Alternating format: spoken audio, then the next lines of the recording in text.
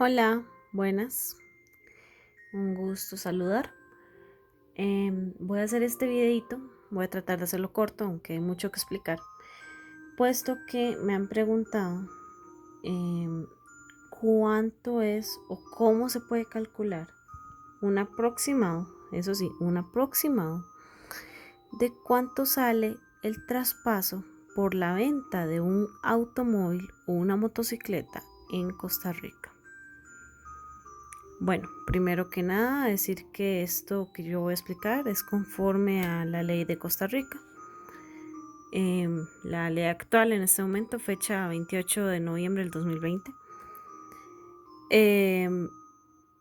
Y que en Costa Rica los traspasos de propiedades se hacen a través de un notario público. Tengo entendido que en algunos países ese tipo de trámites se realizan a través de un sistema computarizado, como en Estados Unidos, creo yo, o incluso a través de notarios, pero que en algunos países un notario no tiene nada que ver con la ley. Hay un dentista que puede ser notario, pero eso no aplica para Costa Rica. En Costa Rica un notario siempre va a ser abogado. Más sin embargo, un abogado no siempre o no necesariamente va a ser notario, ¿ok? Entonces, cuando usted llega y le dice al notario, le dice, licenciado, vieras que ocupo que me diga cuánto me cobra usted por el traspaso de mi carrito, porque lo voy a vender. Bueno, quiero que aquí las personas que están viendo este video sepan que no es tan fácil preguntarle a un notario cuánto cobra por tal cosa, porque no es como ir a la pulpería y decirle al vendedor, sí, bueno, alísteme 5 bolsas de arroz y ya el valor está predeterminado de una forma exacta y ya te dice una vez cuánto es. Cuando se trata de traspasos, cuando se trata de cosas legales, muchas veces, en casi todos los trámites que se pueden hacer bajo esa índole, bueno, bajo esa figura, se ocupa hacer una operación matemática y el impuesto de traspaso en realidad no es la excepción, en realidad es como el perfecto ejemplo de lo que es una operación matemática en instancia legal notarial. Entonces, cuando llegan y te dicen, ¿cuánto me cobra por el traspaso de mi carro? Entonces uno inmediatamente responde, ¿cuál es el valor fiscal del carrito? Cuesta mucho, cuesta mucho, es difícil que alguien sepa cuál es el valor fiscal del vehículo que tienen. Entonces, bueno, te dicen, ay, licenciado, licenciada, qué pena, pero no me lo sé. Entonces uno dice, bueno, entonces regáleme un toquecito, el número de placa de su carrito, para yo buscarlo en el sistema computarizado del registro público. Y ahí aparece. Entonces uno mete la plaquita, le sale no solo el valor fiscal, sino que le salen las características del carro y le sale el dueño registral del carrito. Entonces ahí uno verifica un par de cosas. Digamos que, por ejemplo, el valor fiscal del carrito en esta ocasión son 3.050.000 colones costarricenses. Entonces el cliente a veces te llega y te dice, ay, licenciada, vea, es que sí, ese es el valor fiscal, pero yo pienso vender el carrito por más, yo pienso vender el carrito por 4.500.000 o 5 millones por ahí. Bueno, entonces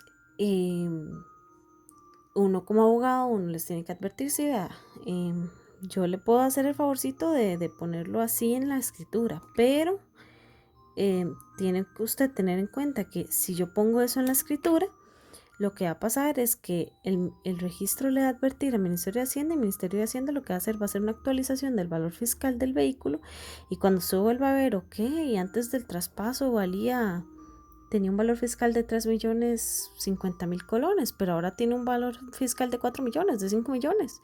Y es porque al ser reportado ese cambio, pues se sube el valor fiscal y no solo se sube el valor fiscal, sino que al subir el valor fiscal le va a subir a usted el impuesto de lo que acá llamamos marchamo o impuesto de circulación y le van a subir los impuestos cuando usted quiera volver a vender ese carro. Entonces es contraproducente y es algo que tienen que tener muy en cuenta, ¿ok? Casi siempre uno les dice eso y dicen, ay, no, entonces mejor hagámoslo por los 3.050.000. Entonces uno dice, ok, ¿verdad? Lo hacemos por los 3.050.000. Entonces, primero que nada, hay que hacer el cálculo del impuesto de traspaso. Entonces aquí yo voy a poner I de impuesto y T de traspaso. El impuesto de traspaso se dice que es aproximadamente el 3.5% del valor fiscal. Entonces ponemos que es el valor fiscal por 3,5%. ¿Ok? Está también el impuesto de timbres. Entonces el impuesto de timbres o timbres, se le dice también solo timbres, es de el 0,1%. Entonces ponemos el valor fiscal por el 0,1%. ¿Ok? Los honorarios del abogado, bueno, o del notario, si eso se ve en el artículo, bueno, primero que todo en el arancel de honorarios del Colegio de Abogados, sección honorarios notariales, artículo 74, tarifa general para labores notariales. Entonces vean ustedes, aquí se los voy a mostrar un toquecito. Ese artículo que les acabo de decir dice que hasta 11 millones de colones el honorario será del 2%. Es decir, que si este carrito valiera más de 11 millones de colones, habría que calcularlo diferente. Pero bueno, en este caso no. Entonces dice que es el 2%. Entonces sería el valor fiscal por el 2% en este caso. Una aclaración. Ciertamente es un 2%. ¿Ven? Pero aquí dice, por los actos jurídicos o contratos que autorice el notario, devengará honorarios de acuerdo con su cuantía, valor real o estimación total, con el mínimo de 60.500 colones. O sea que si, por ejemplo, que si el carrito o la motocicleta valiera, qué sé yo, 900.000 colones, un valor muy bajo, aunque el 2% daría muchísimo menos, no se puede cobrar menos de 60.500. O sea que si el 2% fueran, qué sé yo, 20.000 colones, ok, de ahí sí, el 2% son 20.000 colones, pero tenemos prohibido cobrar menos de 60.500. Ok, una buena aclaración, ¿verdad? Entonces, y hay un nuevo impuesto en Costa Rica que se llama el impuesto al valor agregado. Y el impuesto al valor agregado o IVA, como se le conoce, no se calcula con el valor fiscal, sino que se calcula con los honorarios. Entonces ponemos IVA y ponemos honorarios por el 13%. Es decir, un poquito más complejo sería el 13% del 2%. Pero bueno, creo que estoy explicándolo. Entonces, en este caso concreto, yo lo que hago es que para facilitar un poquito la matemática, sumo estas dos un toquecito. Y en vez de calcular primero el 3.5 y después el 0.1%, lo que hago es que al valor fiscal, o sea, 3.050.000 colones, de una vez le quito el 3.6%. Viene siendo igual. Entonces, ahí agarramos la calculadora y agarramos lo que tengamos. Y yo veo que sale como resultado el 109.800 colones, más o menos. Uno como abogado a veces estudia matemática, estudia abogacía pensando que no va a tener matemática, pero qué va, siempre le sale algo. Entonces, vemos, esto es impuestos y timbres, ¿ok? Ya los honorarios del licenciado serían el 3.050.000 colones por el 2% da como resultado 61.000 colones. 61.000 colones es un valor mayor a los 60.500 de los que le hablé que son el mínimo. Entonces está bien, no hay que subirle nada. Así está bien, perfecto. Y el IVA, que serían los 61.000 colones por el 13%, serían un total de 7.930 colones. ¿Ok? Entonces aquí hacemos una sumatoria de este y este. Ay, me disculpan este manchoncito, por favor. Entonces ponemos, ok,